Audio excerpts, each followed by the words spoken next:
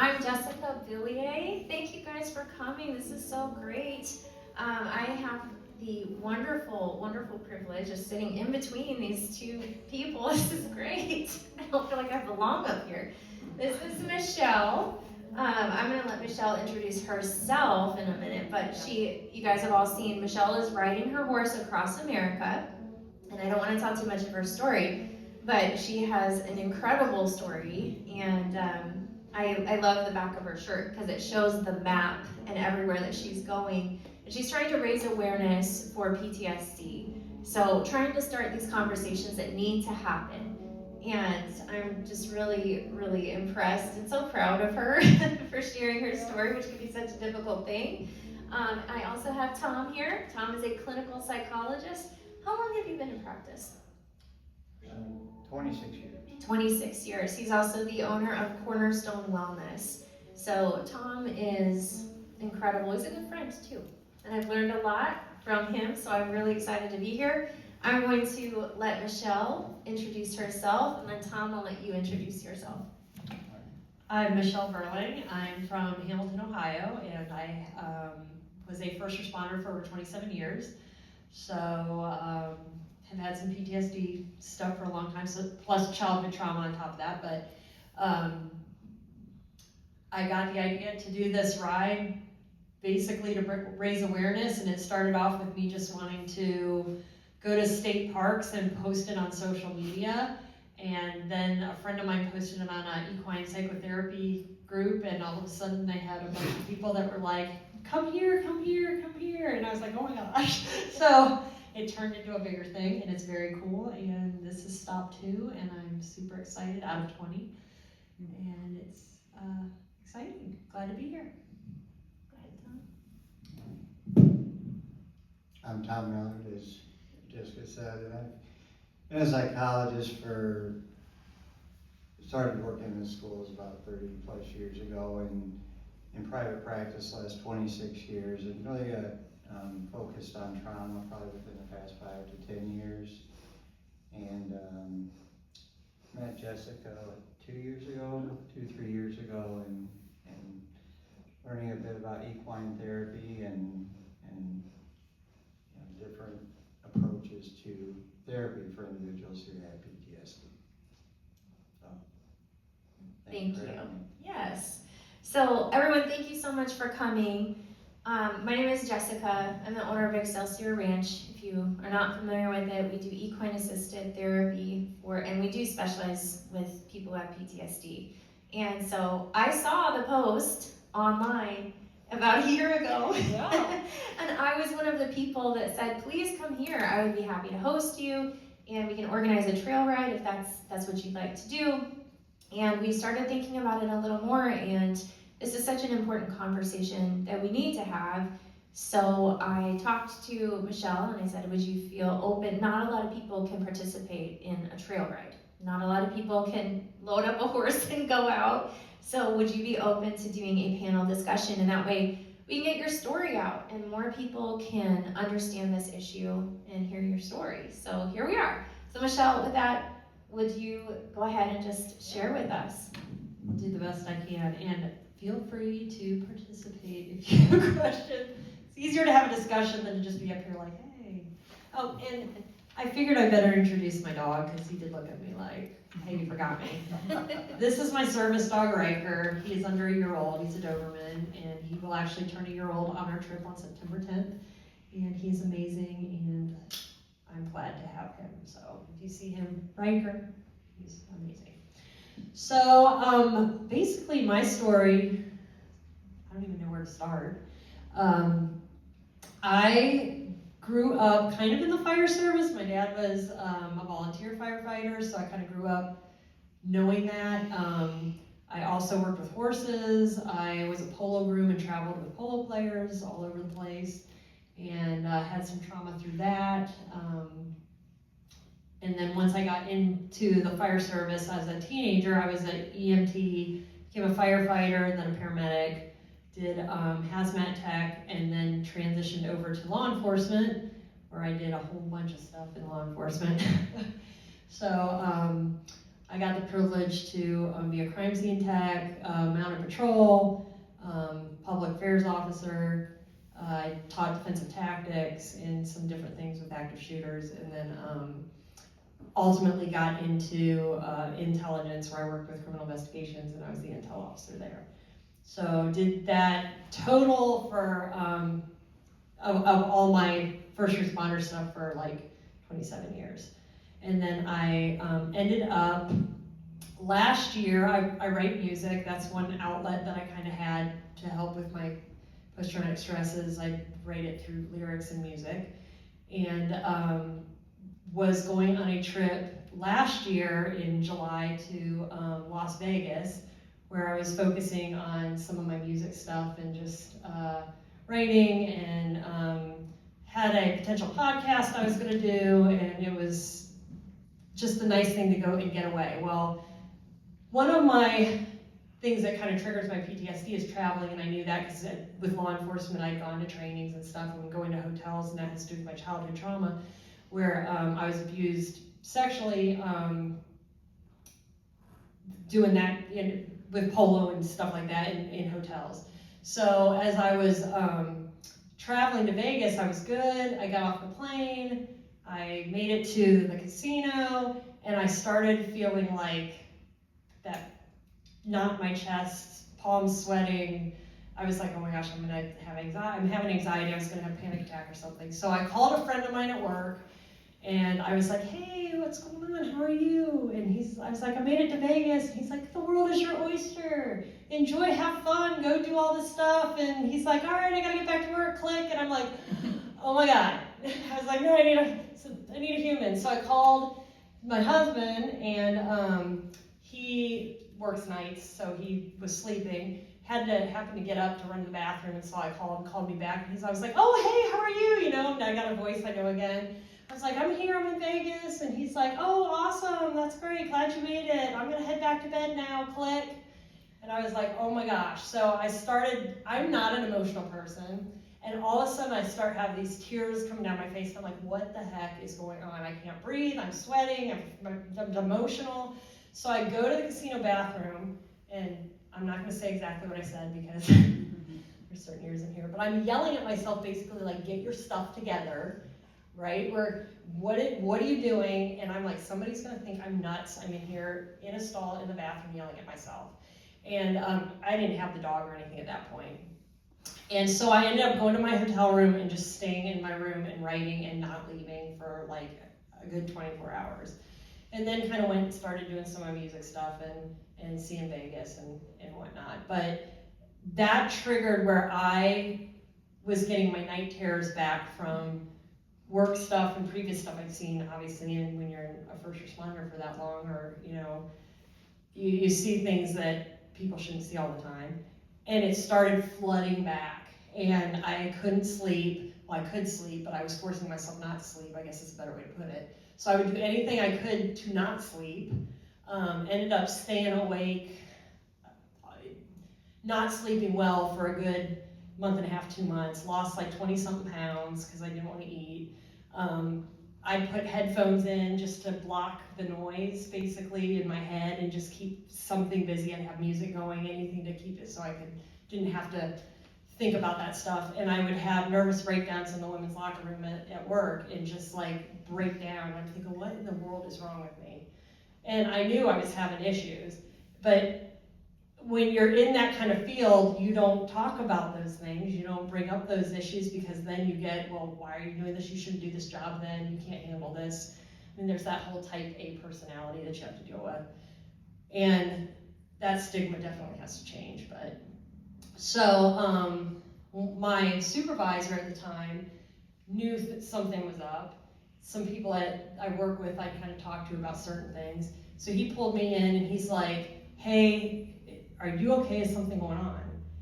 Normally I'd be like, no, I'm good, everything's fine, you know, and go about my business. And I'm like, no, I'm not okay. And I just kind of went on this thing like, I'm not good. I didn't go into details, and he's like, he didn't want to ask, so he's like, oh, okay, well, if you need anything, let me know, type thing, and kind of let me go about my business. So I didn't get the help I needed, and one of my things that happened when I was younger with my polo bosses is I had one, I had made a mistake. Well, I didn't even make a mistake. A horse knocked something over. I keep saying I made a mistake, but everybody's like, you didn't do anything. The horse did. So the horse knocked over, we were trimming a can of fuel that they were using to dip the clippers in to cool them off. So he took the rest of the fuel and he poured it all over on top of me and dumped diesel fuel on me. So I've had things happen when I've made mistakes in the past that were not good outcomes. So I'm at work now, all this stuff's going on, and we had a meeting on a case that we were working, and they had asked to like pull some records, and a month or 2 months later, whenever it is, they're like, hey, do you have those records, whatever, and I'm like, I couldn't remember. I'm like, did I pull them, did I not pull them? I don't even remember. I'm looking at my computer, they're standing over top of me, I'm trying to find this stuff, and I'm like, I haven't slept, I've lost 20 pounds, I'm a mess, I can't breathe, I'm like, oh my gosh. So I'm freaking out, and I'm like, just give me a second, I'm trying to find this stuff. This other girl's trying to help me find this stuff, she's looking through her stuff, and I end up pulling the records, and I backdated it. Well, you can't do that, and I knew that, and I knew better. I was like the golden child of, like, anything anybody needed, whether it be the police chief, whether it be whatever, I was the go-to to do whatever they needed. I looked stuff up, that's just what I did. I was a worker and a worker bee, and I put my head down, never said a word, and did what I was supposed to do. And so this thing happens. I really wasn't even trying to hide it because I was just exhausted. I was tired. I was exhausted, and I can't even explain why it happened, but ends up where I actually went out on disability, but got put in the system, got a felony for it, and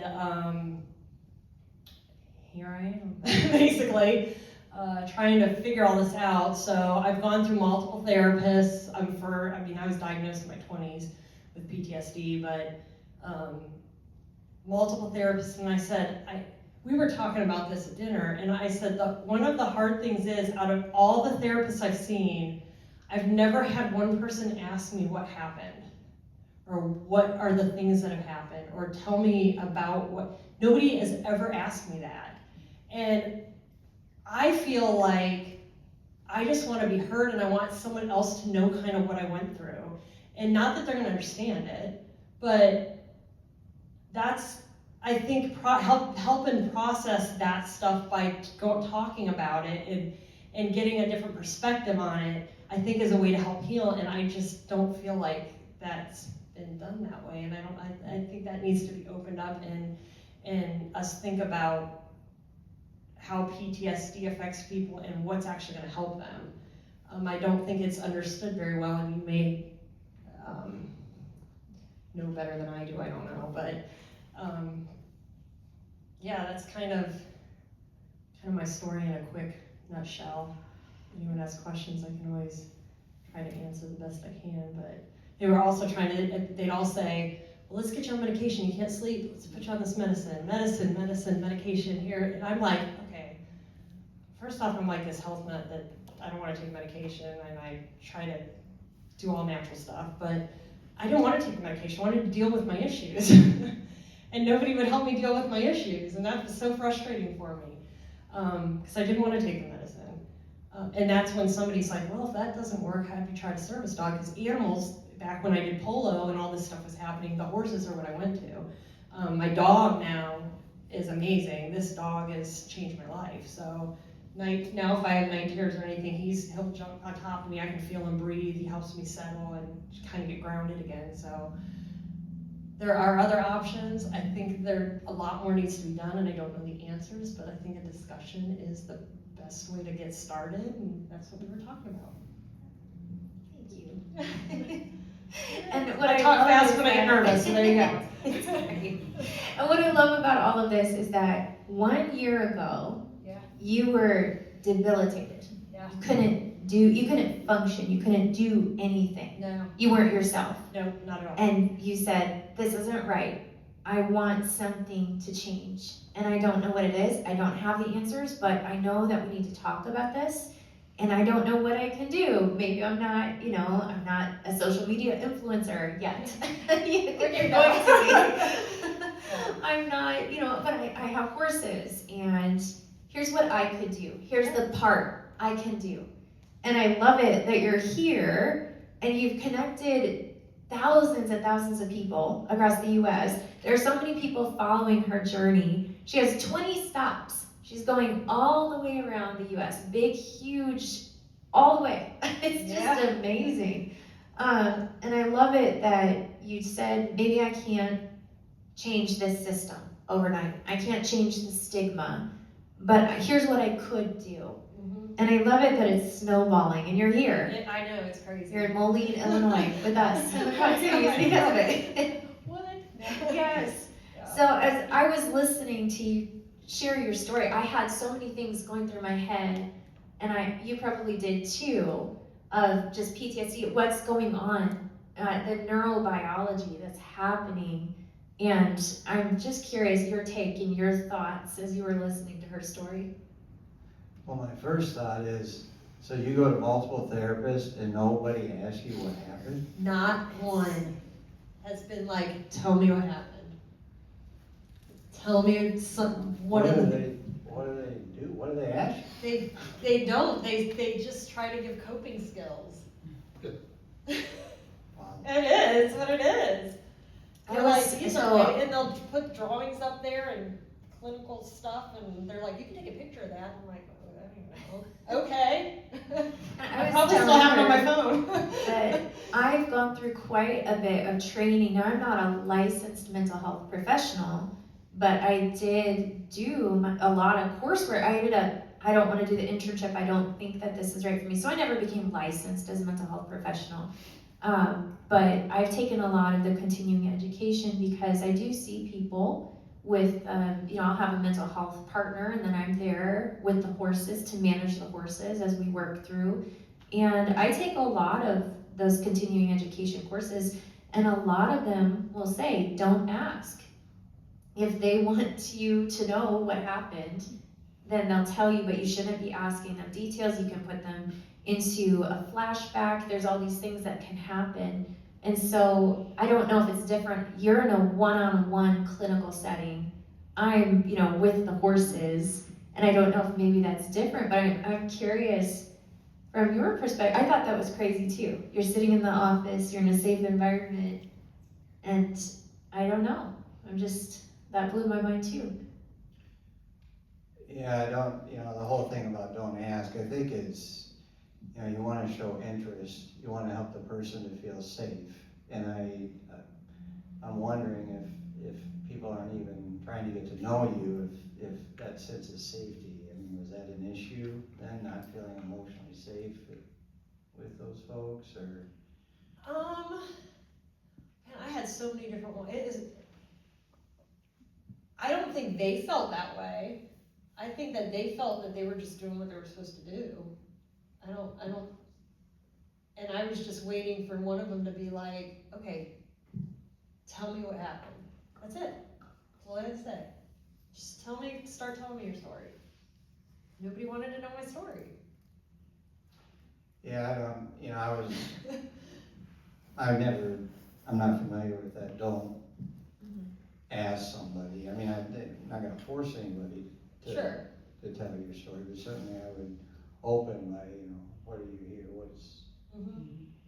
what have you experienced, and that seems very basic to me, like a human being kind of skill, but. I don't know. The thing so with PTSD, with the brain's job is to keep us safe, and with PTSD, the body's doing what the body does to try to keep you safe. And the issue with is with the trauma, and some people have been through multiple traumas. There's a beginning and an end. A lot of times with PTSD, there's not necessarily a beginning and an end. I don't know if you experienced something, things of that nature, or as far as flashbacks, oh yeah, nightmares. Yes, absolutely. And that's why I was trying to stay awake. I was having and here's an example of just a flashback. I told her I had a guy one time put a bag on his head, committed suicide, had like a helium tank or whatever, and had been there for a while, started mummified.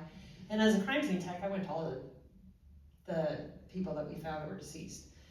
And didn't even think, I just went there and did my job, didn't think twice about it, just went there and did what I was supposed to do. Years go by, not even thinking about this.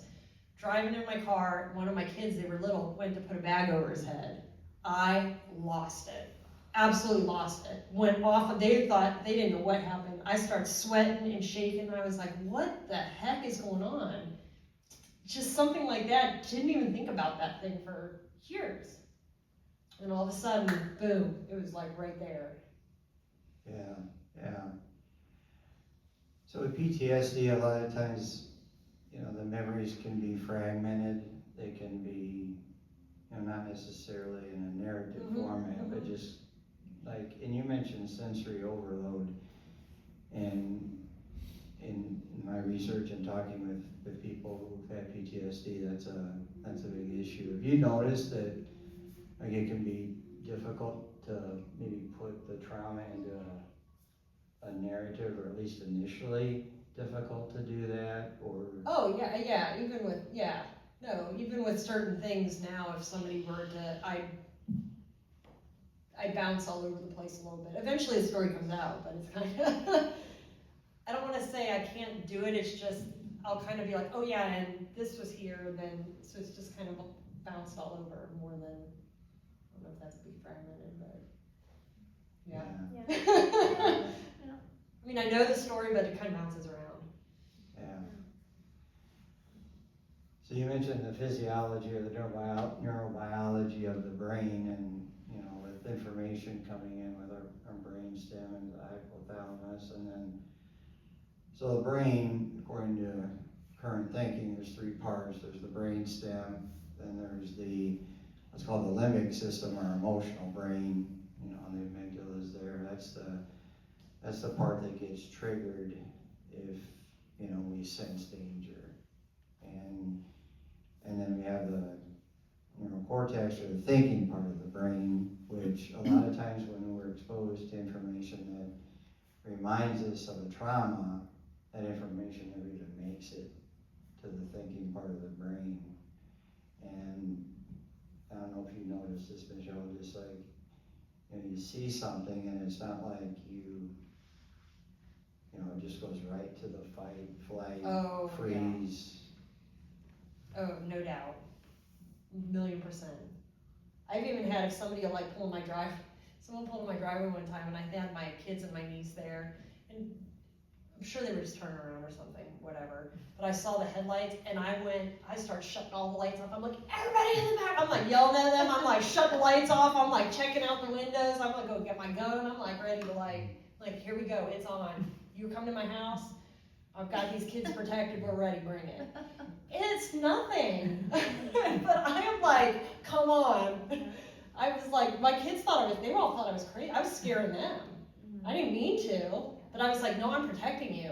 Get down, I'm trying to get them down, get the lights off. I'm what is wrong with me? Lost my mind. But that my body went straight there. I was nope.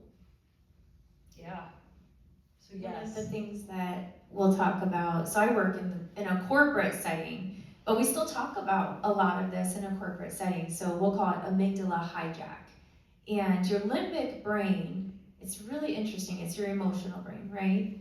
You have a thinking brain as well. Now, normally you have top-down control. Your thinking brain should be in charge. That's the way that life should be. You have a thinking brain that's in charge. But let's say, let's take it back a couple thousand years. We're going through the woods and we're hunting, and we come across a bear. Suddenly there's a bear in front of us. Our thinking brain actually will go offline, and you don't think anymore. Now you're just reacting. That's your limbic brain taking over. Now it's really great because the limbic brain is a lot faster, And it has the power to move your body. Have you ever just reacted and you didn't think about it, but you just reacted and your whole body was into it, right? That's your limbic system taking over to keep you alive. Your body's flooded with cortisol, which is your stress hormone. You go into fight, flight, freeze, or fawn. A lot of times, and you taught me this, but sometimes we'll fawn. We've all heard of fight or flight. Sometimes I had heard of freeze, but fawning is a different way that we keep ourselves alive. And we'll see this a lot with women who have gone through a really bad situation. I'm trying to just be careful what I say, but they might try to befriend the person who is attacking them or who is, and they're not really thinking, but that's what is happening. And sometimes society will blame them because, oh, well, you were a willing participant. That is not true. They were fawning, and that was what their limbic brain was telling them they needed to do to survive. Because if they could make this person their friend, maybe they wouldn't die, right? So it's a survival mechanism. But you have fight, flight, freeze, or fawn. And a lot of times, I don't think people really understand. It's not your thinking, right? This isn't a decision that you're making. You're not really thinking when you're shutting off all the lights. And if you had thought that through, but your brain was saying, this isn't safe. We have to do something to keep everyone safe. And so you're just reacting. And that's why a lot of times it may not make sense what the responses are. And I think sometimes that's part of, the stigma of, well, you just need to get over it.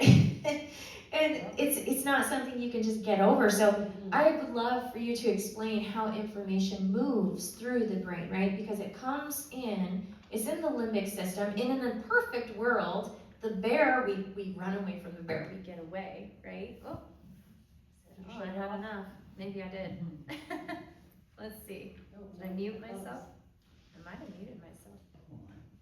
Oh, okay, we'll switch. Okay. In a perfect world, the threat disappears, right? And we can go back to just homeostasis. We can go back to resting. We've got another microphone. I'll just do that. Yes. There we go. But with PTSD, something happens in the brain where we get stuck and the limbic brain doesn't get back to normal and the information doesn't move through the brain in the correct way. It's almost like we're just stuck in this weird space of hypervigilance. And so I'd love for you to explain that to everyone. Yeah, I think that's a very good explanation, and there's an explanation of PTSD that actually involves horses. I don't know if the person who wrote had done any equine therapy, but the analogy was the competent rider versus the wild horse. And when there's not stress, as we go through life, you look like a competent rider. But then when there's a trigger, something that reminds you of the trauma, then it looks like we're on this wild horse. And with PTSD being actually an adaptive response of the brain with danger, because part of with PTSD is the world isn't safe. People can't be trusted. It was my fault, because the brain wants to, I know I'm not directly answering, I'll get there. It's good.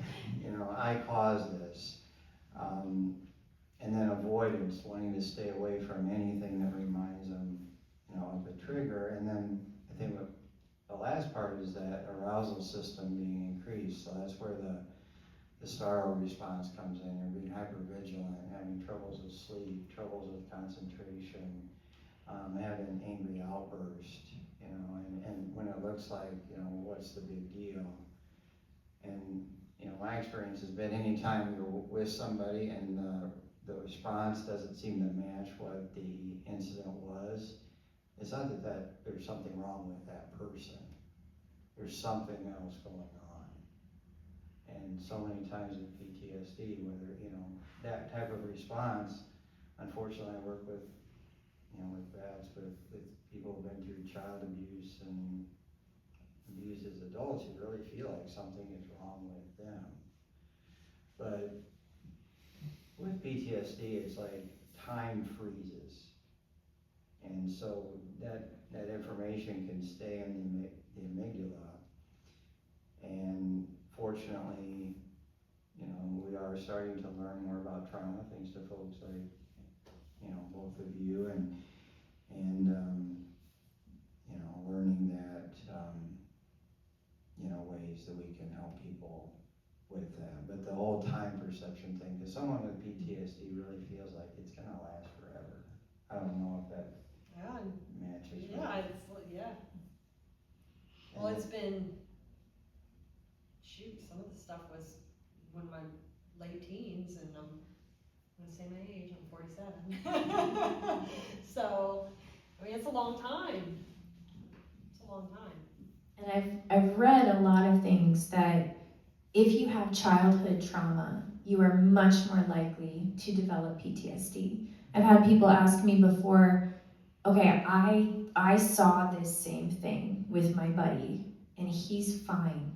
So why is it that I have PTSD and he doesn't? And nobody can really answer that question. There are a lot of factors that play into it, but if you had childhood trauma, you're much more likely to have PTSD. Yeah, and that was initially discovered in Vietnam, as the Vietnam veterans that came back with the most severe symptoms of post-traumatic stress disorder were abused as children. Not that others didn't get post-traumatic stress disorder, but as a rule, it wasn't as severe. And so, yeah, that, you know, it makes sense. The brain is forming as a child. And so when the information comes into the brain, the limbic brain processes a lot faster. That's really the first place that it hits, right? yeah, well, yeah, as it comes through the brainstem as sensory input. That's why one of the first things you mentioned was sensory overload, like needing to, you know, to cover the ears and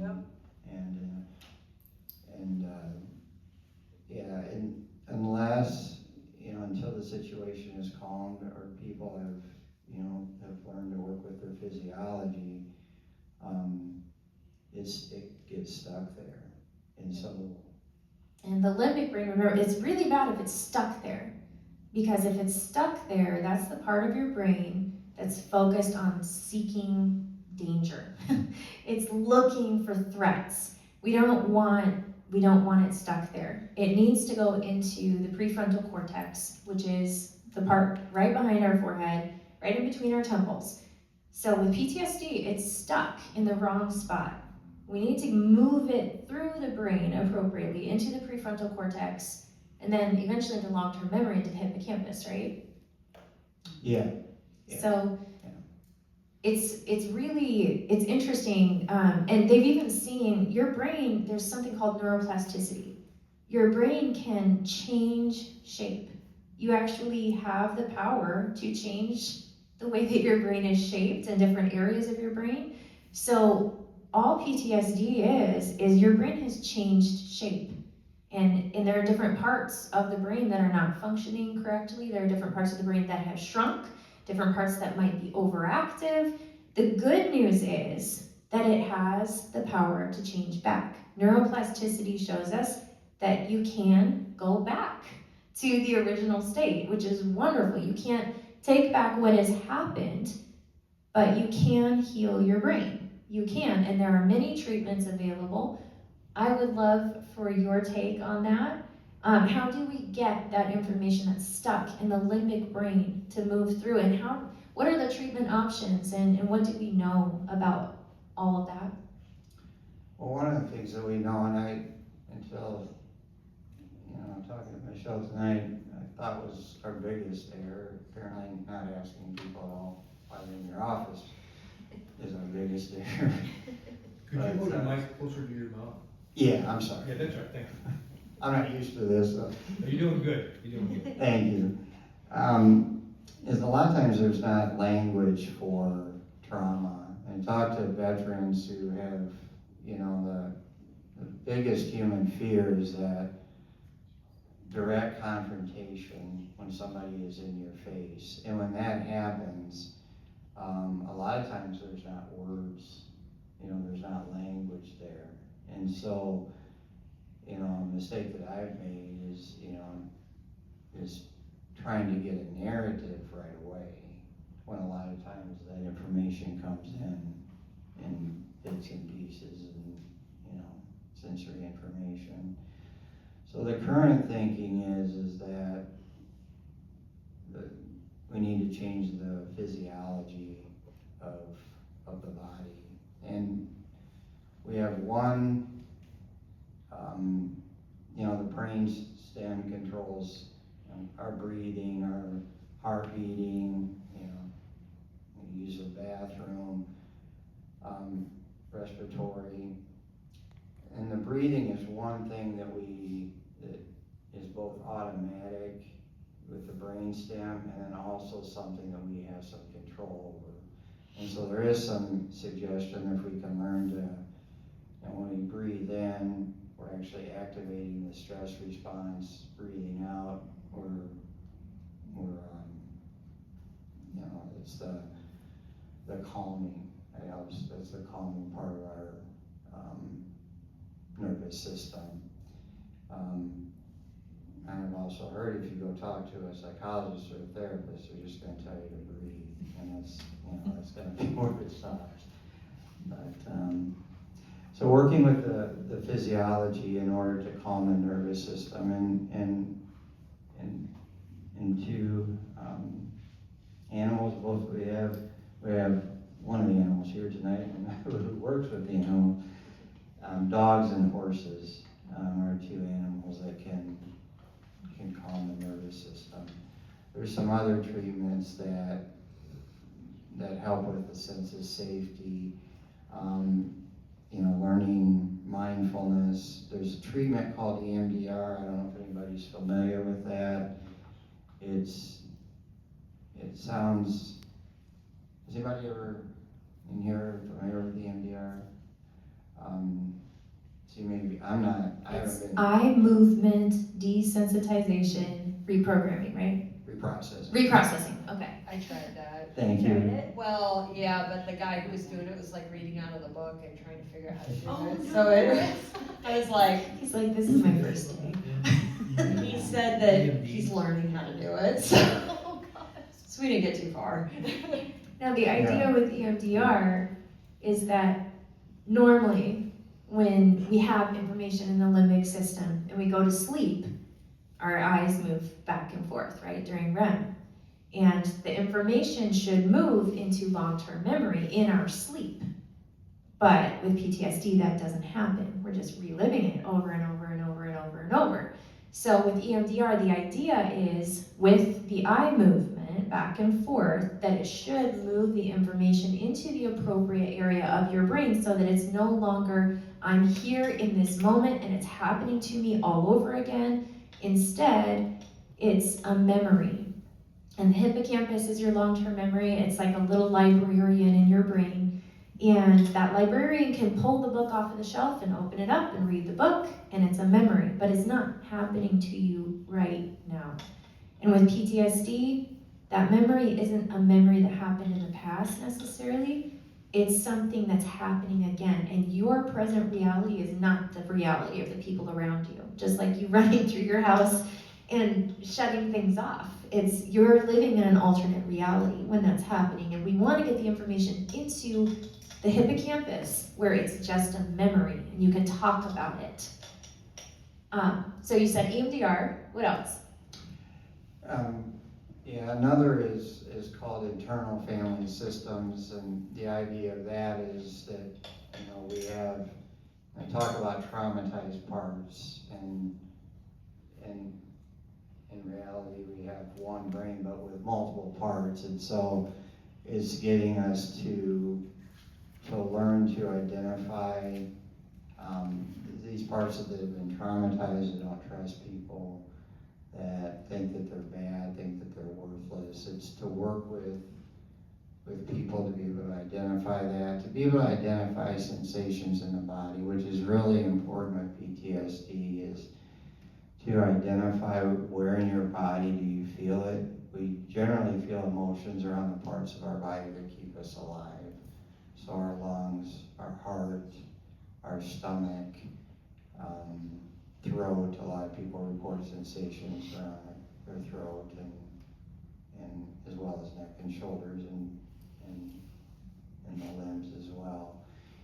And so it's having people be able to identify that and then be able to process that trauma and then have what's called self-leadership, which is that frontal part of the brain that's called the watchtower. We want that part to be active. Other treatments have been yoga, and there's more and more body work being done, and that's something that needs to be done with caution. I haven't been trained in any type of body work. I've been trained in internal family systems. I think next is EMDR. I want to be trained, so I'm not reading out of the book. And those, with EMDR, I don't know, did they do the finger or did they have you hold? They had a light, and they just said, look at the light and watch it go back and forth. And at first, I guess they have to imprint a good memory. So they're like, think of a word that you like. And then you watch it go back and forth. And they're like, how's that make you feel? And then you go for like 30 seconds. How's that make you feel? And you go again. Now how you feeling? I'm like, what are we doing? I don't know. That's about where I got out of it. But I'm not, again, I had a guy reading out of a book, so please don't take that as the effects of it or how it works. Yeah, definitely. And no, the thing of it is there's no one best therapy for PTSD. And if anybody tells you that they have the best therapy for it, I would proceed with caution, maybe more of an agenda. I think it's a matter of what works with people. And there's people that I work with that, it's what I have to offer is not going to be beneficial, and I need to refer, to a different mode of therapy.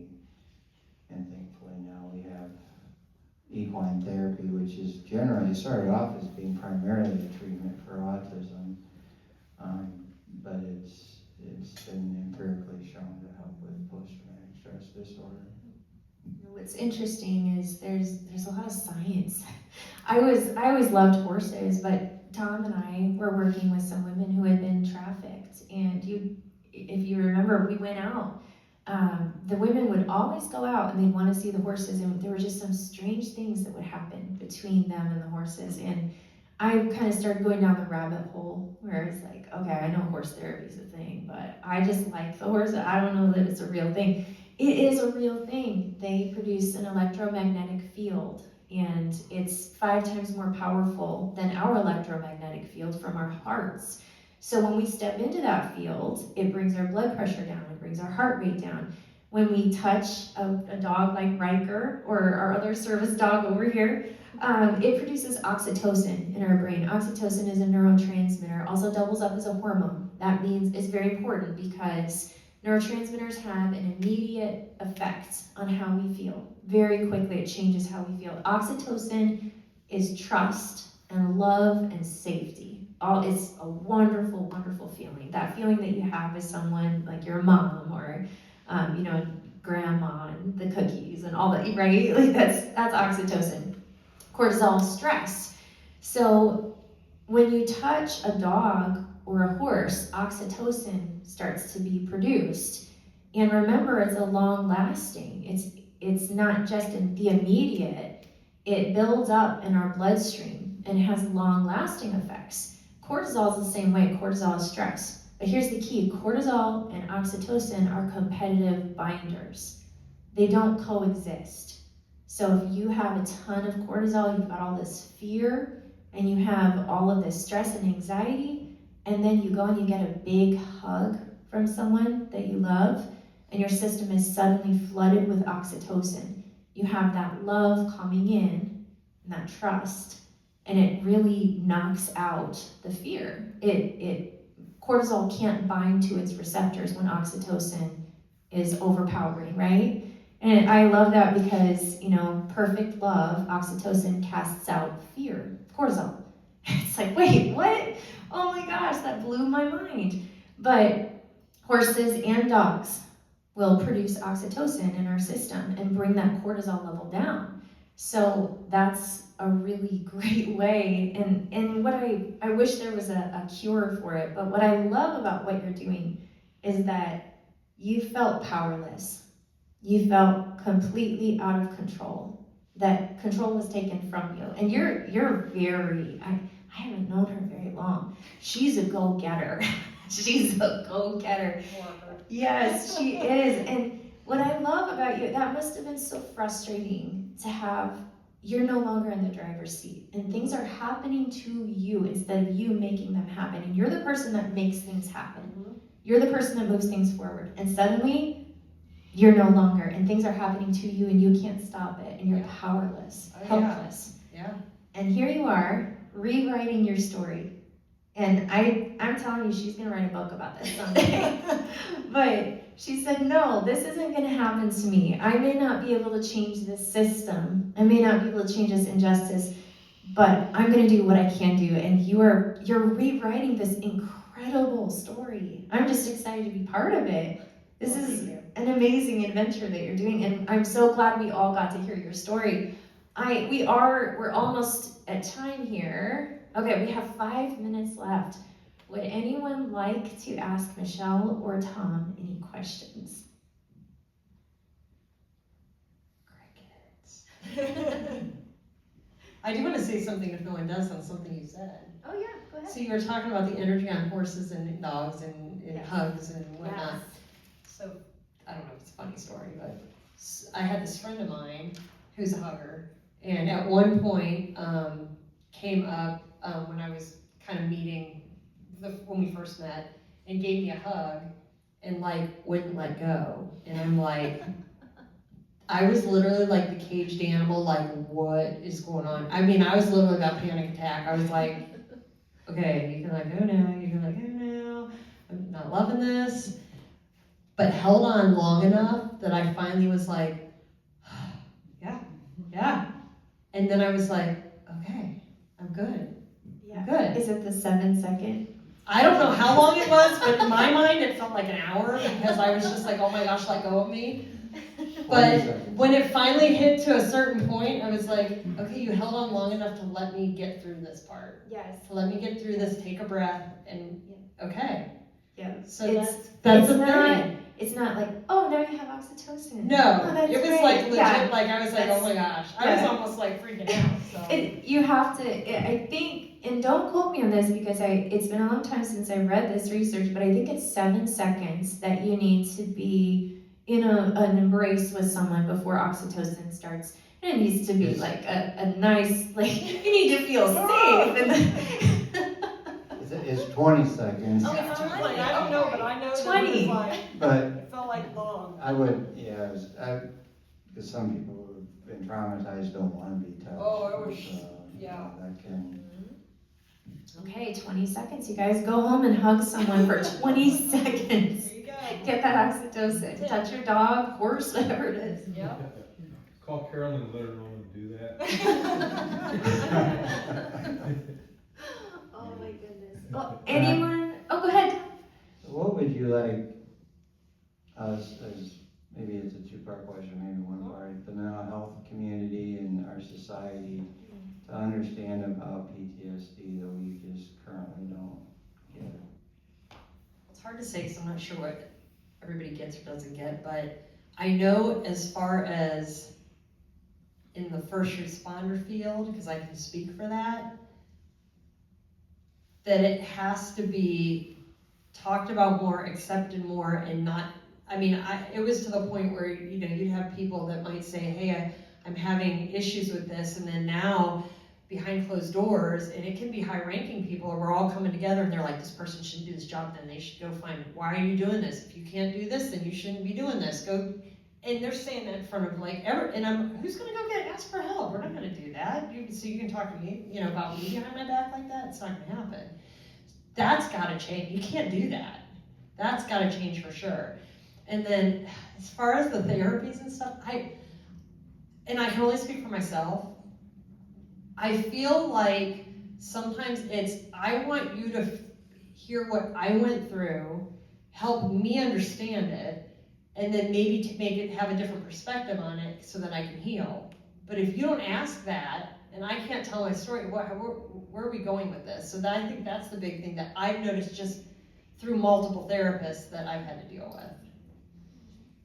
I don't know if that answered your question, but. Yeah, it does.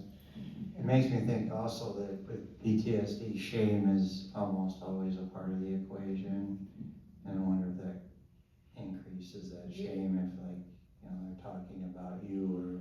Yeah, I mean, I think that plays a part in it, you know, at least everybody that I've seen. Like, I've had them like push it down, you know, way down deep and don't think about it anymore. Or like I said, a lot of the people I work with just drink a lot of alcohol. They're all the time. It's what they do. They go home and they drink.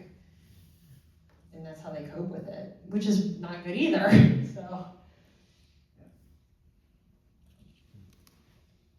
So I just had one more thought, that you were feeling ostracized at work and rejected. Yep. And then you go to therapy, and he made that connection where there's the stigma continues. Yeah. Because you feel like, well, gosh, am I so broken that you don't even want to know? Is that really? Yeah. I mean, So yeah, that I was doing some research for a book I'm working on, and it was fascinating to me. Your brain processes social rejection in the same area, in the same neural pathways that it processes physical pain. So your brain really can't quite tell the difference between I'm rejected and I'm ostracized versus, oh, I just got stabbed, right? Well, I'm sure it can tell the difference, but you know what I mean. Right. Yeah, I see what you're saying. The pain is still, it's there for your brain that you've been rejected. And so I'm sorry. I'm very sorry that happened. Yeah. But I want to thank everybody for coming so much. Thank you everybody for showing up. We really appreciate it, and I'm just really proud of her. This is amazing. It's very brave to come out and share and to put yourself out there. That's a big deal. I have a hard time putting myself out and putting myself on the internet. It's and different, she's- that's for sure. Yes, and here you are. But I've gotten, this has only stopped too. And yesterday when we had a dinner in Indiana where I was at before, listening to the families and the veterans and the first responders and everybody talking about their story and how relatable everything was and how they're dealing with the same issues to get help that I kind of dealt. It's the same all the way around, and I'm hearing that. It makes me even, understand more that this needs to be talked about, because I'm like, everybody's saying the same thing. This is crazy. So we definitely need to get it out there. Yeah. Have the conversations. Yeah, absolutely. Well, thank you everyone. Michelle's going to stick around for a little bit. You want to meet her and Riker? And there are handouts here if you guys want to advertise it.